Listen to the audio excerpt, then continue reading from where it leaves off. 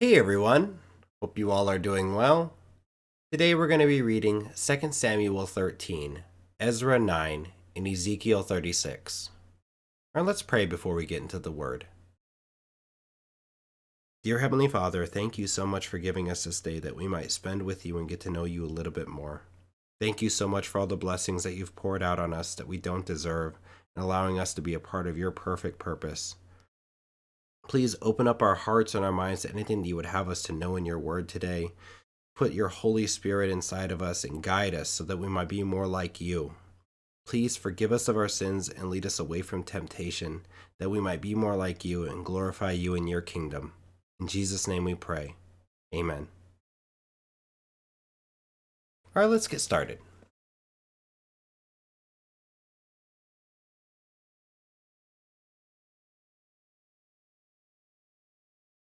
Second Samuel 13. In the course of time, Amnon, son of David, fell in love with Tamar, the beautiful sister of Absalom, son of David. Amnon became so obsessed with his sister Tamar that he made himself ill. She was a virgin, and it seemed impossible for him to do anything to her. Now Amnon had an adviser named Jonadab, son of Shemiah, David's brother. Jonadab was a very shrewd man. He asked Amnon, "Why do you, the king's son, look so haggard morning after morning? Won't you tell me?" Amnon said to him, "I'm in love with Tamar, my brother Absalom's sister." "Go to bed and pretend to be ill," Jonadab said. "When your father comes to see you, say to him, 'I would like my sister Tamar to come and give me something to eat. Let her prepare the food in my sight so I may watch her, and then eat it from her hand.'" So Amnon lay down and pretended to be ill. When the king came to see him, Amnon said to him, "I would like my sister Tamar to come and make some special bread in my sight, so I may eat from her hand." David sent word to Tamar at the palace, "Go to the house of your brother Amnon and prepare some food for him." So Tamar went to the house of her brother Amnon, who was lying down. She took some dough, kneaded it, made the bread in his sight, and baked it. Then she took the pan and served him the bread, but he refused to eat. "Send everyone out of here," Amnon said. So everyone left him. Then Amnon said to Tamar, "Bring the food here, into my bedroom, so I may eat from your hand." And Tamar took the bread she had prepared and brought it to her brother Amnon in his bedroom. But when she took it to him to eat, he grabbed her and said, "Come to bed with me, my sister." "No, my brother," she said to him. "Don't force me. Such a thing should not be done in Israel. Don't do this wicked thing. What about me? Where could I get rid of my disgrace? And what about you? You would be like one of the wicked fools in Israel. Please speak to the king. He will not keep me from being married to you." But he refused to listen to her, and since he was stronger than she, he raped her.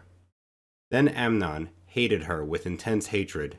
In fact, he hated her more than he had loved her. Amnon said to her, "Get up and get out." "No," she said to him. "Sending me away would be a greater wrong than what you have already done to me." But he refused to listen to her. He called his personal servant and said, "Get this woman out of my sight and bolt the door after her." So his servant put her out and bolted the door after her. She was wearing an ornate robe, for this was the kind of garment the virgin daughters of the king wore. Tamar put ashes on her head and tore the ornate robe she was wearing. She put her hands on her head and went away, weeping aloud as she went. Her brother Absalom said to her, "Has that Amnon, your brother, been with you? Be quiet for now, my sister. He is your brother. Don't take this thing to heart." And Tamar lived in her brother Absalom's house, a desolate woman. When King David heard all this, he was furious. And Absalom never said a word to Amnon, either good or bad. He hated Amnon because he had disgraced his sister Tamar. 2 years later, when Absalom's sheep shearers were at Baal Hazor, near the border of Ephraim, he invited all the king's sons to come there. Absalom went to the king and said, "Your servant has had shearers come. Will the king and his attendants please join me?" "No, my son," the king replied. "All of us should not go. We would only be a burden to you." Although Absalom urged him, He still refused to go, but gave him his blessing. Then Absalom said, "If not, please let my brother Amnon come with us." The king asked him, "Why should he go with you?" But Absalom urged him, so he sent with him Amnon and the rest of the king's sons. Absalom ordered his men, "Listen, when Amnon is in high spirits from drinking wine, and I say to you, strike Amnon down, then kill him. Don't be afraid. Haven't I given you this order? Be strong and brave." So Absalom's men did to Amnon what Absalom had ordered. Then all the king's sons got up, mounted their mules, and fled. While they were on their way, the report came to David, "Absalom has struck down all the king's sons. Not one of them is left." The king stood up, tore his clothes, and lay down on the ground, and all his attendants stood by with their clothes torn. But Jonadab, son of Shimea, David's brother, said, "My lord should not think that they killed all the princes. Only Amnon is dead. This has been Absalom's express intention ever since the day Amnon raped his sister Tamar. My lord the king should not be concerned about the report that all the king's sons are dead. Only Amnon is dead." Meanwhile, Absalom had fled. Now the man standing watch looked up and saw many people on the road west of him, coming down the side of the hill. The watchman went and told the king, "I see men in the direction of Horonaim, on the side of the hill." Jonadab said to the king, "See, the king's sons have come. It has happened just as your servant said." As he finished speaking, the king's sons came in, wailing loudly. The king, too, and all his attendants wept very bitterly.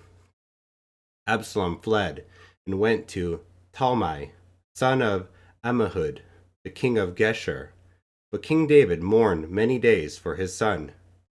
After Absalom fled and went to Geshur, he stayed there 3 years. And King David longed to go see Absalom, for he was consoled concerning Amnon's death. Ezra 9. After these things had been done, the leaders came to me and said, "The people of Israel, including the priests and the Levites, have not kept themselves separate from the neighboring peoples with their detestable practices, like those of the Canaanites, Hittites, Perizzites, Jebusites, Ammonites, Moabites, Egyptians, and Amorites. They have taken some of their daughters as wives for themselves and their sons, and have mingled the holy race with the peoples around them, and the leaders and officials have led the way in this unfaithfulness." When I heard this, I tore my tunic and cloak, pulled hair from my head and beard, and sat down appalled. Then everyone who trembled at the words of the God of Israel gathered around me because of this unfaithfulness of the exiles. And I sat there appalled until the evening sacrifice.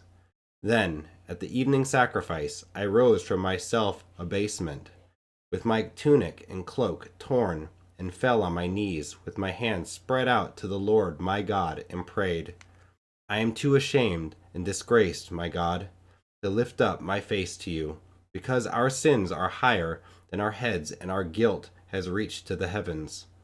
From the days of our ancestors until now, our guilt has been great. Because of our sins, we and our kings and our priests have been subjected to the sword and captivity, to pillage and humiliation at the hand of foreign kings, as it is today. But now, for a brief moment, the Lord our God has been gracious in leaving us a remnant and giving us a firm place in his sanctuary. And so our God gives light to our eyes and a little relief in our bondage. Though we are slaves, our God has not forsaken us in our bondage. He has shown us kindness in the sight of the kings of Persia. He has granted us new life to rebuild the house of our God and repair its ruins. And he has given us a wall of protection in Judah and Jerusalem. But now, our God, what can we say after this? For we have forsaken the commands you gave through your servants, the prophets, when you said, 'The land you are entering to possess is a land polluted by the corruption of its peoples.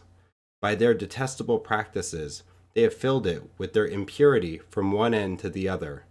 Therefore, do not give your daughters in marriage to their sons, or take their daughters for your sons. Do not seek a treaty of friendship with them at any time, that you may be strong and eat the good things of the land and leave it to your children as an everlasting inheritance.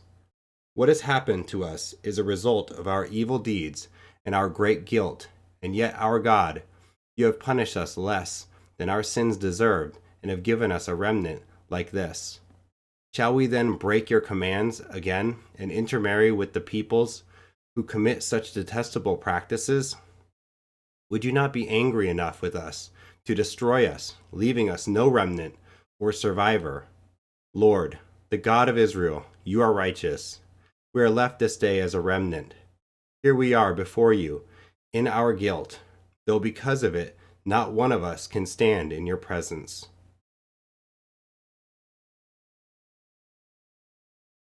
Ezekiel 36. Son of man, prophesy to the mountains of Israel, and say, Mountains of Israel, hear the word of the Lord. This is what the sovereign Lord says. The enemy said of you, Aha, the ancient heights have become our possession. Therefore prophesy and say, This is what the sovereign Lord says. Because they ravaged and crushed you from every side so that you became the possession of the rest of the nations and the object of people's malicious talk and slander, therefore, mountains of Israel, hear the word of the sovereign Lord. This is what the sovereign Lord says to the mountains and hills, to the ravines and valleys, to the desolate ruins and the deserted towns that have been plundered and ridiculed by the rest of the nations around you. This is what the sovereign Lord says. In my burning zeal I have spoken against the rest of the nations, and against all Edom. For with glee and with malice in their hearts they made my land their own possession, so that they might plunder its pasture land. Therefore prophesy concerning the land of Israel, and say to the mountains and hills, to the ravines and valleys, This is what the sovereign Lord says. I speak in my jealous wrath, because you have suffered the scorn of the nations. Therefore, this is what the sovereign Lord says. I swear with uplifted hand that the nations around you will also suffer scorn. But you, mountains of Israel, will produce branches and fruit for my people Israel, for they will soon come home. I am concerned for you, and will look on you with favor. You will be plowed and sown, and I will cause many people to live on you. Yes, all of Israel.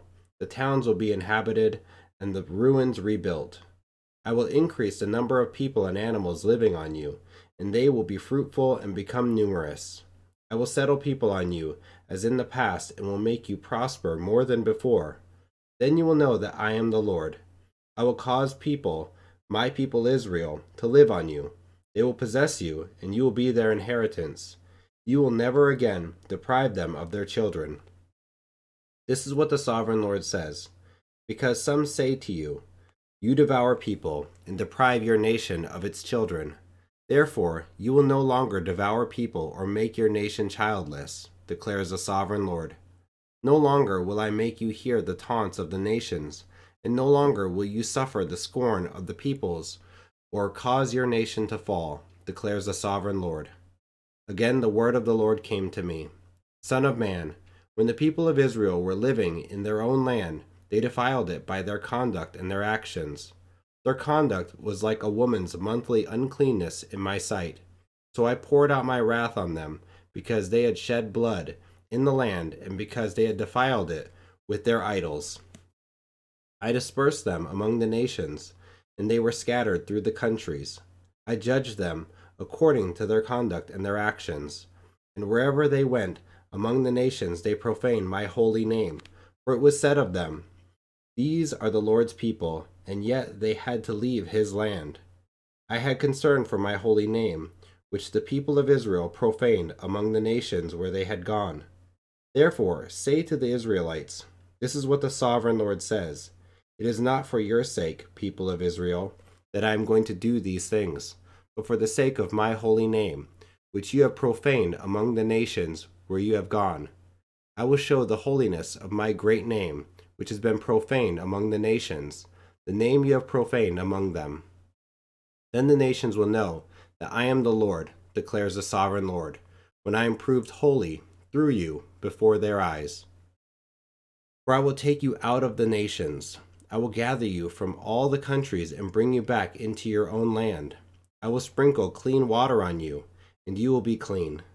I will cleanse you from all your impurities and from all your idols. I will give you a new heart and put a new spirit in you. I will remove from you your heart of stone and give you a heart of flesh.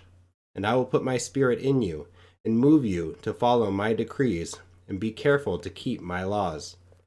Then you will live in the land I gave your ancestors. You will be my people, and I will be your God. I will save you from all your uncleanness. I will call for the grain and make it plentiful, and will not bring famine upon you. I will increase the fruit of the trees and the crops of the field, so that you will no longer suffer disgrace among the nations because of famine. Then you will remember your evil ways and wicked deeds, and you will loathe yourselves for your sins and detestable practices. I want you to know that I am not doing this for your sake, declares the sovereign Lord. Be ashamed and disgrace for your conduct, people of Israel. This is what the sovereign Lord says. On the day I cleanse you from all your sins, I will resettle your towns, and the ruins will be rebuilt. The desolate land will be cultivated instead of lying desolate in the sight of all who pass through it.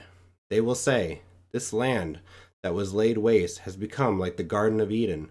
The cities that were lying in ruins, desolate and destroyed, are now fortified and inhabited." Then the nations around you that remain will know that I, the Lord, have rebuilt what was destroyed and have replanted what was desolate. I, the Lord, have spoken, and I will do it. This is what the sovereign Lord says. Once again, I will yield to Israel's plea and do this for them. I will make their people as numerous as sheep, as numerous as the flocks for offerings at Jerusalem during her appointed festivals. So will the ruined cities be filled with flocks of people. Then they will know that I am the Lord. Thanks for joining and listening today. If you have any questions, leave them down here in the comments section, and I'll be making some videos where I go through some of those questions, show you some of the questions that I had, and maybe we can find some answers or even dive into it together. Thanks, guys. Hit the like and subscribe, and come back for more. All right, guys, take it easy. Bye. God bless.